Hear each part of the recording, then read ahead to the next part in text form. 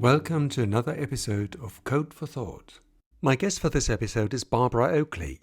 Barbara, or Barb as she prefers to be called, has a fascinating career, as she will tell you in a bit.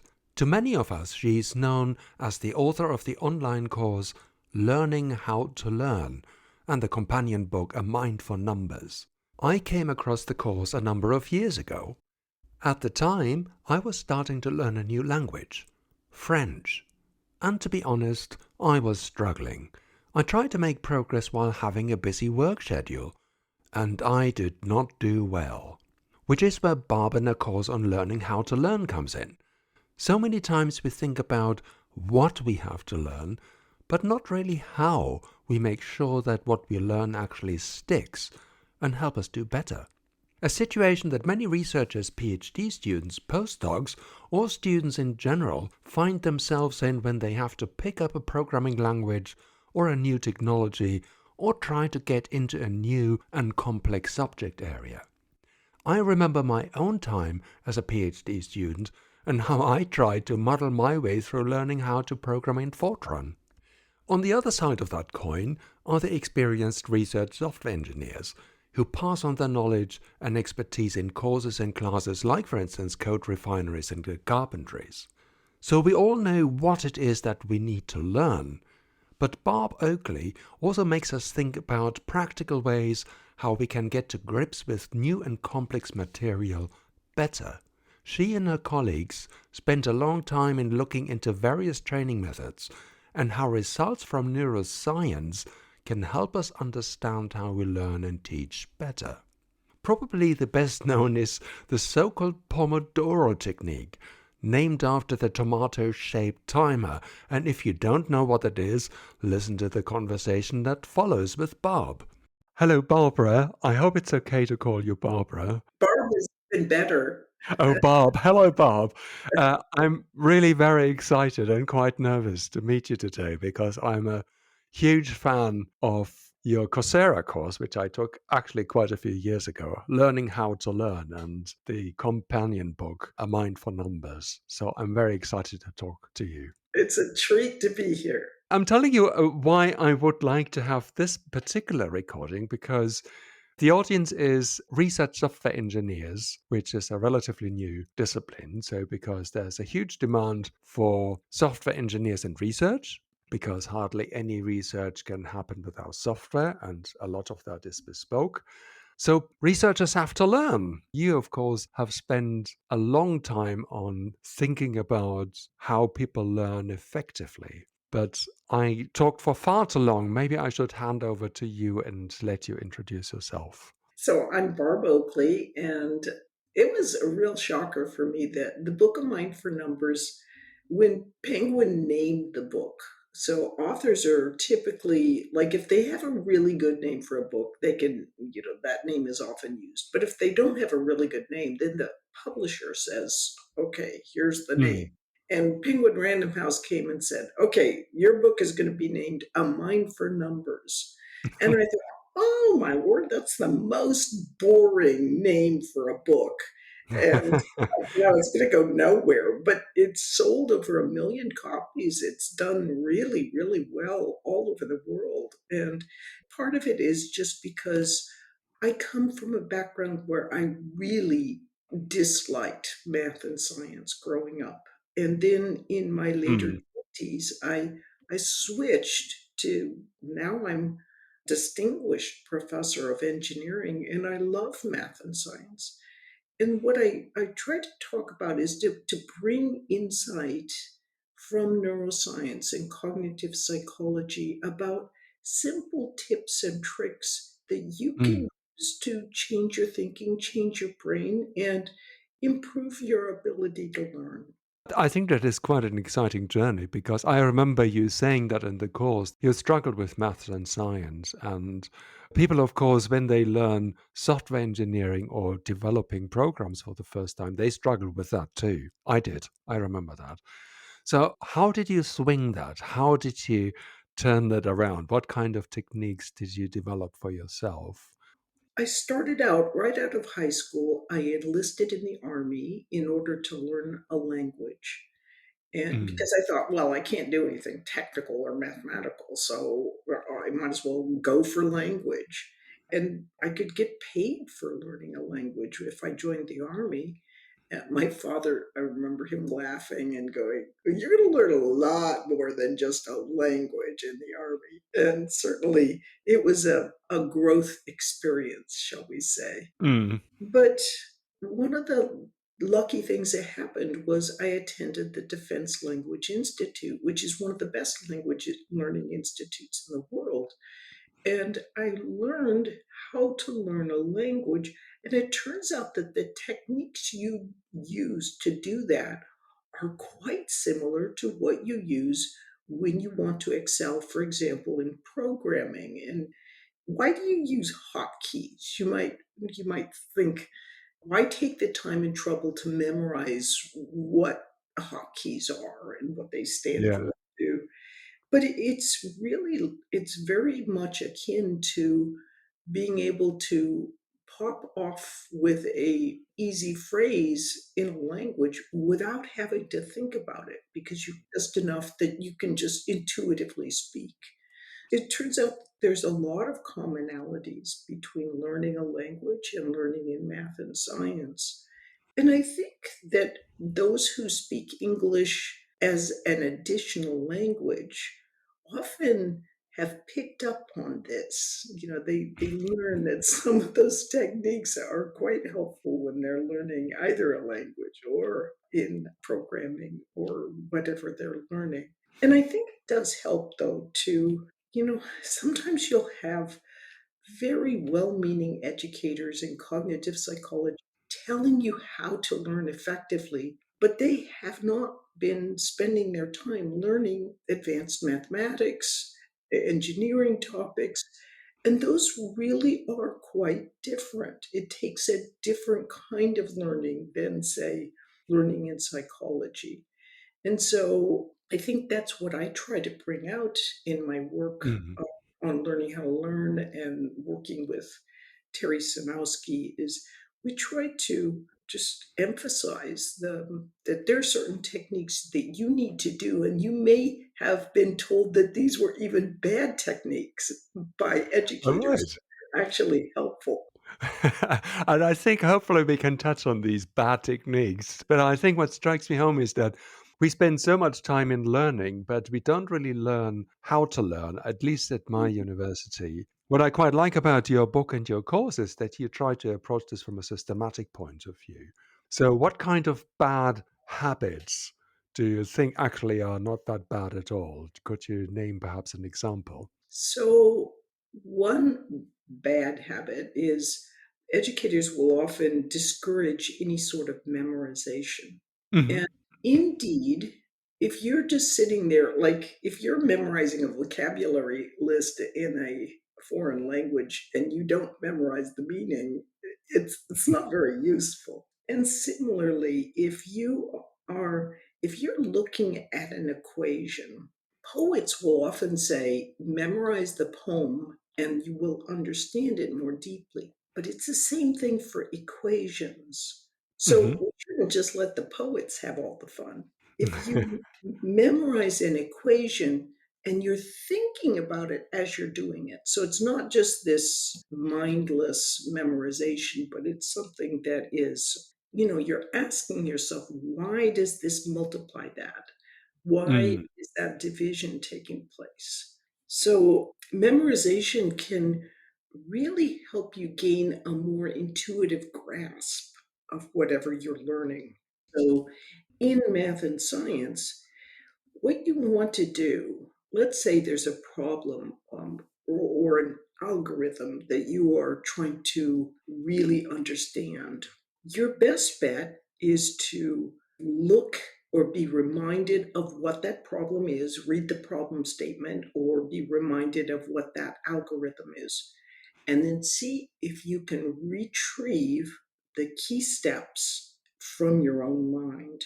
So, what this means is each step should whisper what the next step is. in the Right. same sort of way that, let's say you're singing a song, Yeah. you wouldn't just sing a song one time and then you think you know that song. I mean, Mm. it's a very rare person who can do that.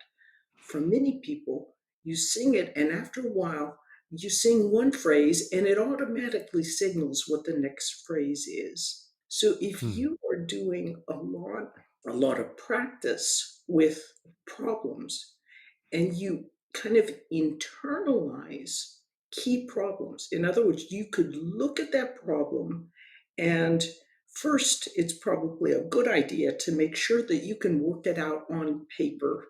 So you're Yeah. not kind of fooling your mind. Yeah, I can look at that problem and I know how to solve it. That's what everybody thinks, Mm. but actually work it out. And then when you're convinced that you truly do know what the steps are, look at the problem and practice running through those steps in your mind without looking at the solution. If you're out going for a walk, see how many problems you can remember and along with their solution. And Mm. as you are practicing with these problems, with these algorithms, they begin to become automatized. They move into a habitual part of your brain. And Mm. that basal ganglia habitual system is where you get intuition. So if Right. you practice with enough problems, you actually develop a really good intuition so that even when you look at something completely new, oh, it makes sense. Now, can you do this with everything? Obviously, there's trade-offs, but it's Mm. a great idea to pick, as many key problems or key approaches as you can and ensure you've practiced enough that that's internalized so that you could look at a problem like that and the solution would flow from your mind. And I think that brings us to the question of neuroscience, which you mentioned earlier, where there is some backing of neuroscience behind all this. So you mentioned the keywords like retrieval and memorizations. And what does actually neuroscience tell us how we learn and how we keep things in our memory? As you're learning something, anything, it is moving, the information is moving from the limited funnel of your working memory into long term memory. So, as you learn something the first time, you get a weak set of connected neurons in your long term memory, but it's really weak. And Yeah. so it's only when you practice by retrieving those thoughts from your own mind that those links start getting stronger and stronger. But the trick is, if it's something you really want to have an intuitive grasp of, so that you can glance and go, oh, yeah, well, I know how to solve that problem. You've got to practice it mentally enough that there's Mm. a part of your brain called the infralimbic cortex that's always watching and just kind of going, oh, are you doing this a lot? Do you drive this path frequently when you're heading home? Mm. Do you often set your camera a certain way when you're being online? All of these kind of habitual and repeated Mm. actions, you lay a parallel set of neural links. So you've got the declaratively laid sets of links because you've learned it, right, the first time.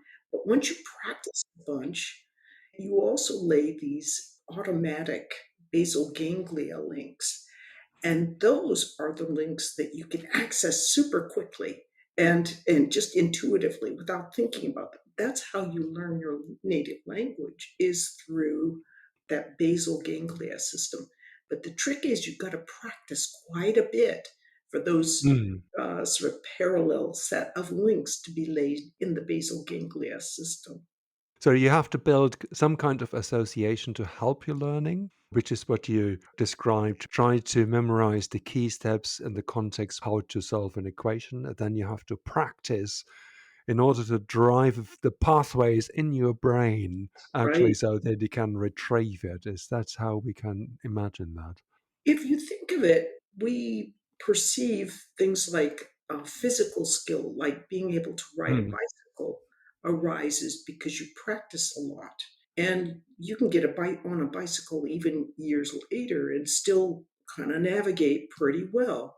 It actually is the same for mental ideas, just not necessarily physical, but mathematically related ideas are mental.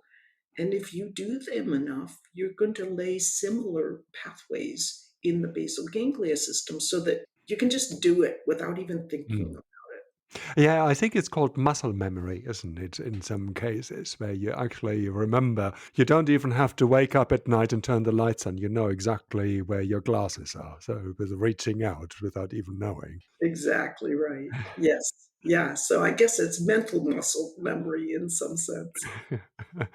We've been talking a little bit about the learning aspect, but there's also quite something in for teachers. And you have written a book, Uncommon Sense Teaching, where you laid out some teaching techniques. That's quite interesting because, as I mentioned earlier in the introduction, we have a lot of courses now in universities for teaching people how to do software development. There are the software carpentries, there's code refineries outside universities. And I always wonder, I mean, how we can make sure that things actually stick Uh, and that we give people the right skills, that we present in the right way. So, how can neuroscience help us there on the teaching side? this is part of what we've just discussed as far as you can memorize new information, but unless you practice quite a bit with it, Mm, you won't get those nice, easy, quick ways of accessing that in your brain unless you've done that kind of extra practice. And mm, so neuroscience has a lot to, and cognitive psychology have given us great insight into the value of retrieval practice, pulling those links mm. repeatedly as spaced repetition from your own mind. But intriguingly, oh, there's so much more. Interweaving is a very, very important part of learning well. Could you describe what you mean by interleaving? Interleaving is sort of like the first couple times, let's say you're learning how to solve a problem using the binomial distribution. So Hmm. you may do a problem or some binomial problems 3 or 4 times, and you're starting to get the idea. But oftentimes, what teachers will do is they'll give you like 10 or 15 problems of binomial distribution. And by the end of it, you're like, man, I got binomial distribution down. But but what you didn't get was what is the difference between binomial and negative binomial, or between binomial and geometric distributions. In fact, you can get so used to using that one binomial tool. It's like this hammer, oh, hey, I use a hammer on a nail. Oh, I guess I can use it on a screw or anything else. So Mm, you use that tool inappropriately because you haven't practiced which tool you need to use for a particular problem.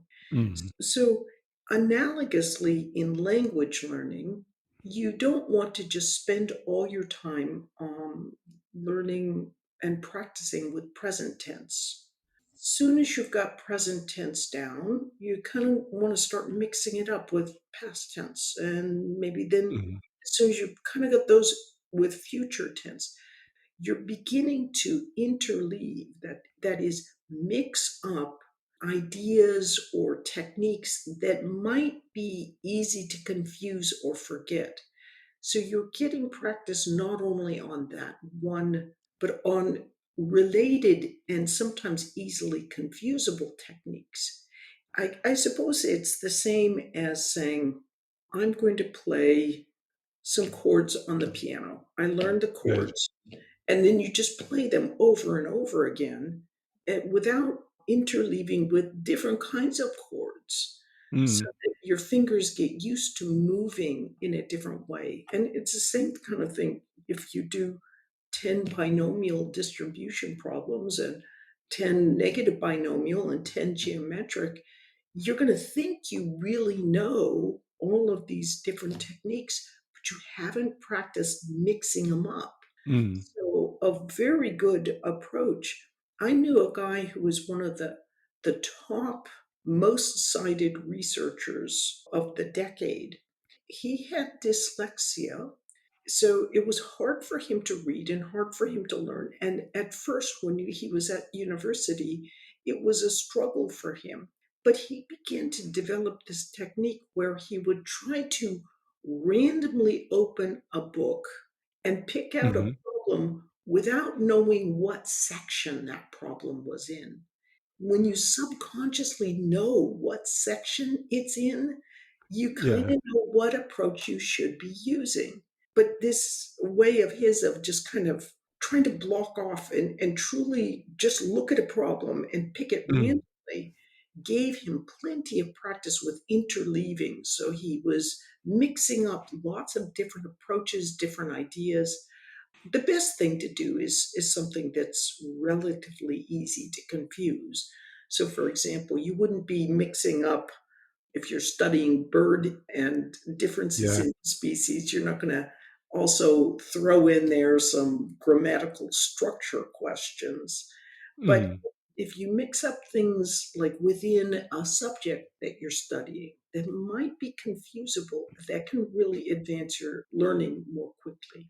Mm. Because it kind of trains the ability to differentiate between things that appear to be similar at first. Right.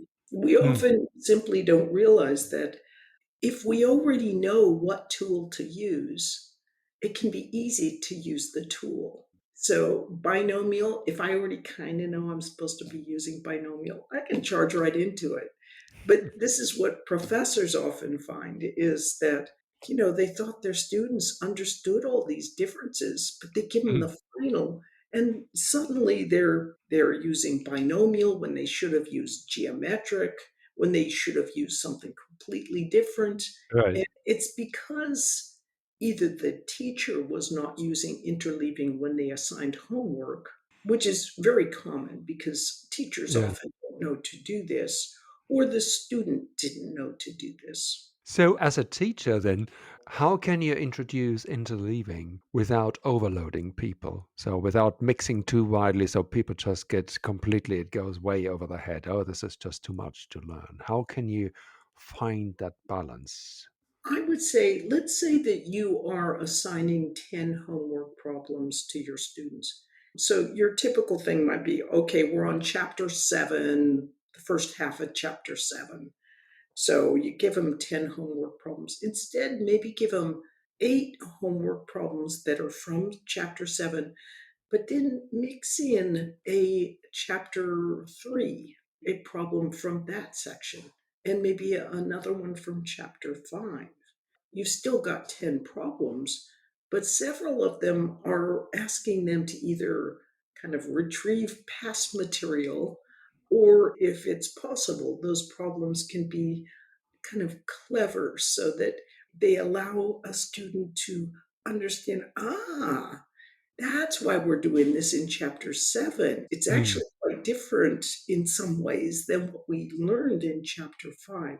So it can allow them to reflect more closely on the kinds of things that they were studying. One of the things is that you have to sit down and learn. You have to go into a classroom, sit in a lecture, and you have to spend hours, if not days, in the library or at home in your class to practice. So breaking things up, sleeping over it, and physical exercise and all of that seems counterintuitive, but I think you've demonstrated in your book that actually it does help. I think that teachers, or and certainly parents, have long known that when a student gets really, really frustrated, their best bet is to take a break because it's just gonna get more and more frustrating for them. But now we sort of understand from neuroscience why that break is so Mhm. valuable. It turns out that there's two completely different modes of thinking that the brain does. I mean, this is actually related to, let's take a bird. A bird, from an evolutionary perspective, Mhm. two major problems. One is that it has to really focus in finely on something, to Mm, pack on a seed. But the other problem is it has to be aware of sort of the gestalt of what's going around it because, an owl could fly down or a hawk or mhm, a snake could emerge. And so it has to be diffusely aware of what's going on. And this is sort of related in a very fundamental way with the two different modes that the human brain operates in. So it can be in a focus mode, it's tightly focused, the equivalent of pecking on the seed, or it can be kind of mind wandering, daydreaming mode. You're more diffusely aware of what's going on, maybe not thinking specifically about any one thing. And we've really only known about this for the last 25 years or so.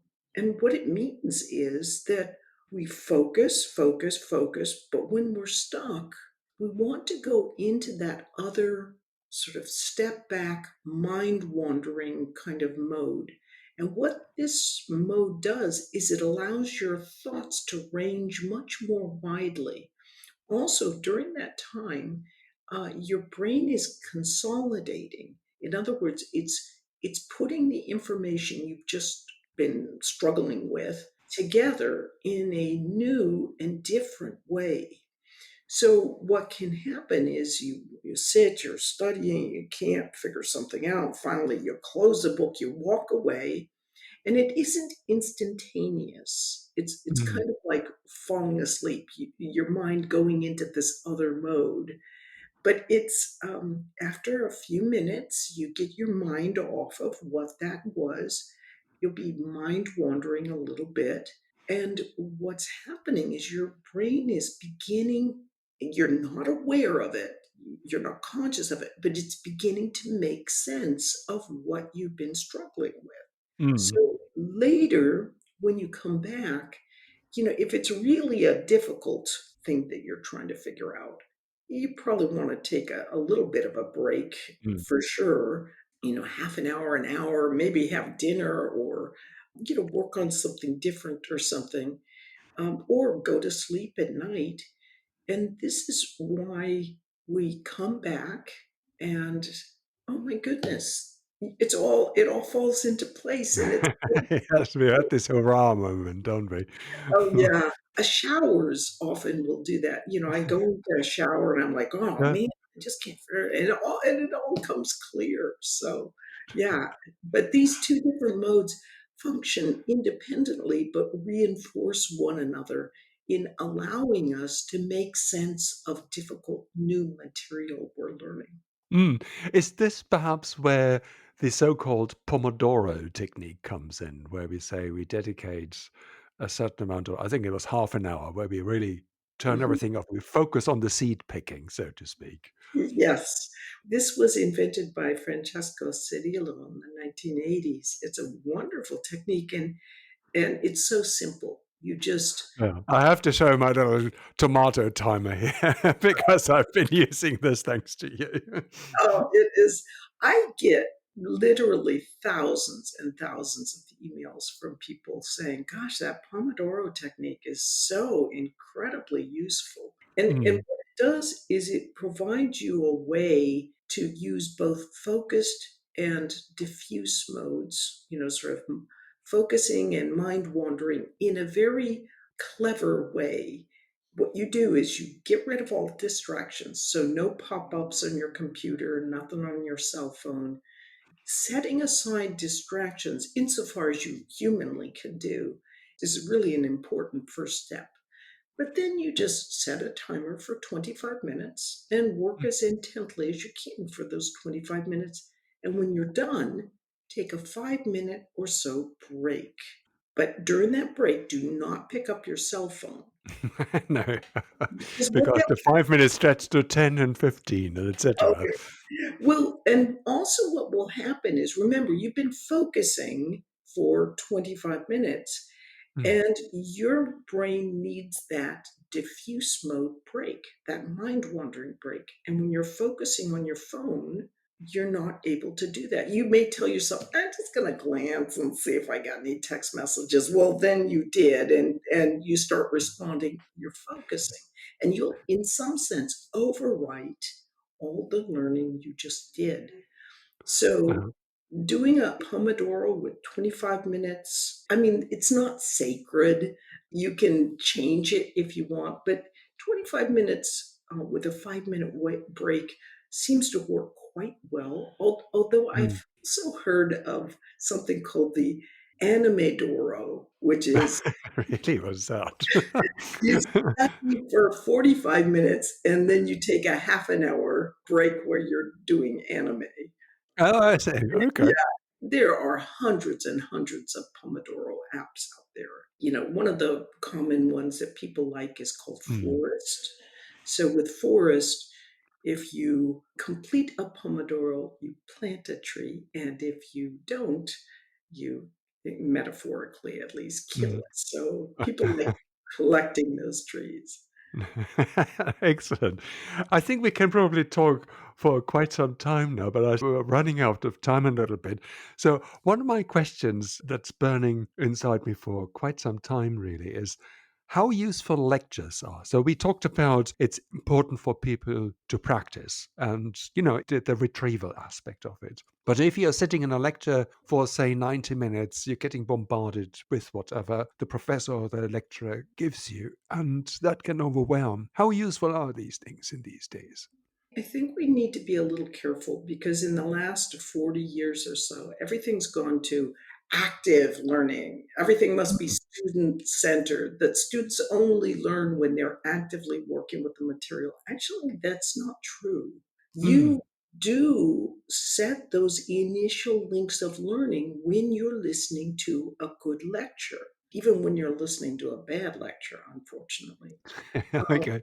the trick is it can be very helpful. Like your mind can start to wander. It depends on the person because some people can hold their focus for a very long time and it's Right. all. For me, I can usually follow a lecture maybe 15 minutes. It's like I get up to the commercial break time. It's it.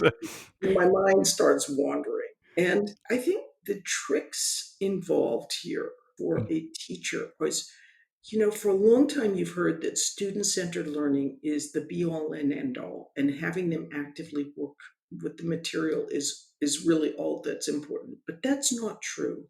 What mm, really is true is that a mixture of a little bit of lecture mixed with a little active learning, with some more lecture, more active learning. So, in other words, you might lecture 10, 15 minutes, then have your students actively do something. mhm, So, they might work through a problem with you together.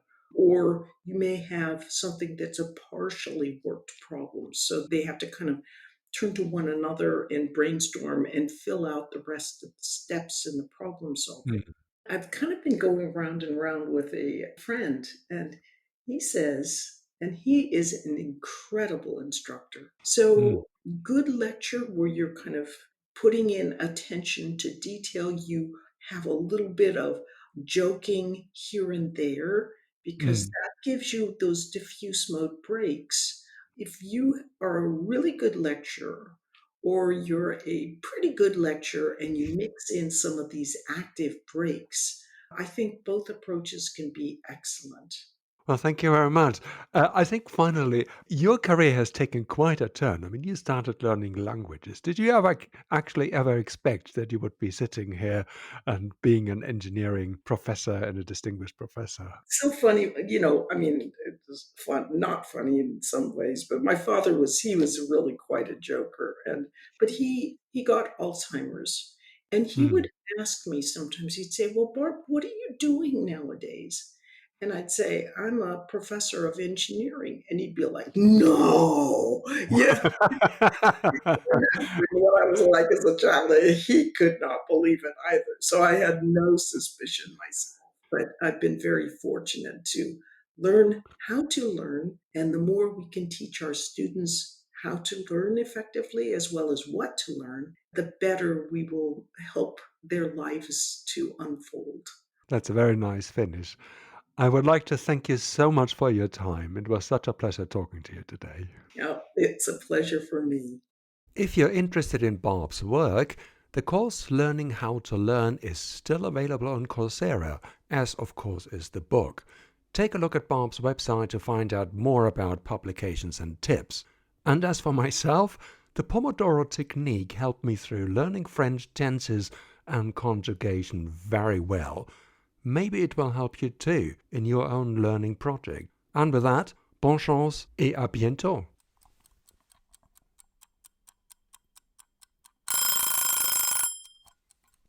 Oh, time's up. See you next time. But before I forget, this podcast is covered by the Creative Commons license. See ya.